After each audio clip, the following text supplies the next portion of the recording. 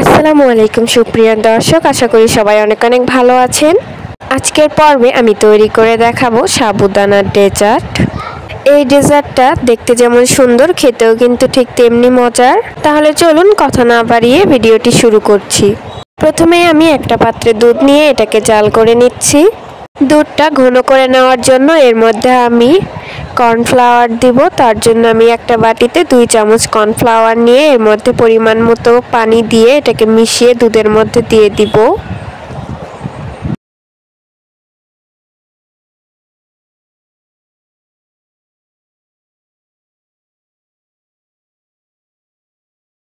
দুধটা জাল হয়ে আসলে এর মধ্যে আমি দিয়ে দিব স্বাদ মতো চিনি।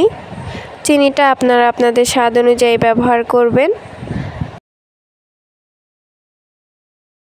এখন আমি এর মধ্যে দিয়ে দিব 1 চিমটি লবণ, তবে মিষ্টি খাবারে কেউ লবণ পছন্দ না করলে নাও দিতে পারেন।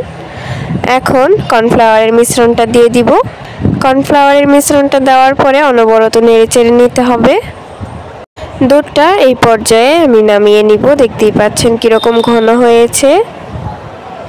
এখন দুধটাকে আমি ঠান্ডা হওয়ার জন্য ফ্রিজে রেখে দিব। এখন আমি ডেজার্টের ভিতরে দেওয়ার জন্য একটা জেলি বানিয়ে নিব। এই জন্য আমি একটি পাত্রে পরিমাণ মতো পানি নিয়ে নিয়েছি। এখন এর মধ্যে আমি 1 চা চামচ আগার আগার পাউডার দিয়ে দিব। আগার আগার পাউডারটা দিয়ে কিছুক্ষণ নেড়ে চেড়ে আমি এটাকে নামিয়ে নিব।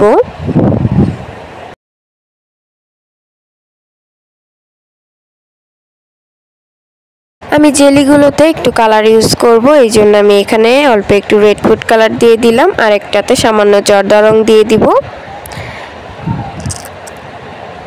কালারগুলোকে আমি জেলির সঙ্গে ভালো করে মিশিয়ে এগুলোকে এভাবে একটা সাইডে রেখে দিব। আর এইদিকে আমি সাবুদানাটা তৈরি করে নিব। এই জন্য আমি এখানে সাবুদানা নিয়েছি 1 কাপের মতো। পানি গরম হয়ে আসলে এর মধ্যে আমি সাবুদানাগুলোকে দিয়ে দিব। সাবুদানাগুলো সেদ্ধ হওয়া পর্যন্ত এইভাবেই রান্না করব।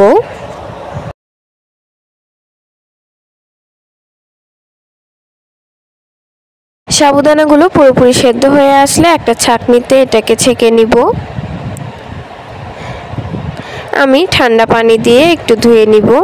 আর এইদিকে আমার জেলিটা পুরোপুরি সেট হয়ে গিয়েছে। এখন এটাকে নিজের পছন্দ মতো কেটে নিব।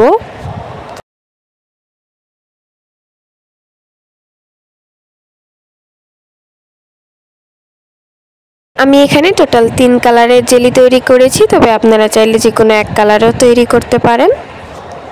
এইদিকে আমার দুধটাও ঠান্ডা হয়ে গিয়েছে।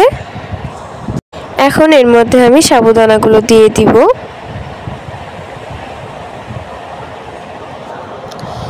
এবার দুধের সঙ্গে সাবুদানাগুলোকে সুন্দর করে মিশিয়ে নিব।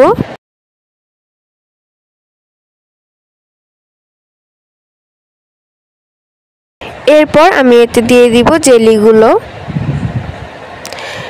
এখন সবগুলোকে ভালো করে মিশিয়ে নেব। তৈরি হয়ে গেল সাবুদানার ডেজার্ট। এটা তৈরি করতে যেমন সহজ, খেতেও কিন্তু তেমনই মজার। আপনারা বাসায় ট্রাই করে দেখতে পারেন। আমার আজকের ভিডিওটি কেমন হয়েছে কমেন্টে জানাতে ভুলবেন না। ভিডিওটি ভালো লাগলে চ্যানেলটিকে সাবস্ক্রাইব করে দিবেন। এতক্ষণ পর্যন্ত আমার পাশে থাকার জন্য অসংখ্য ধন্যবাদ।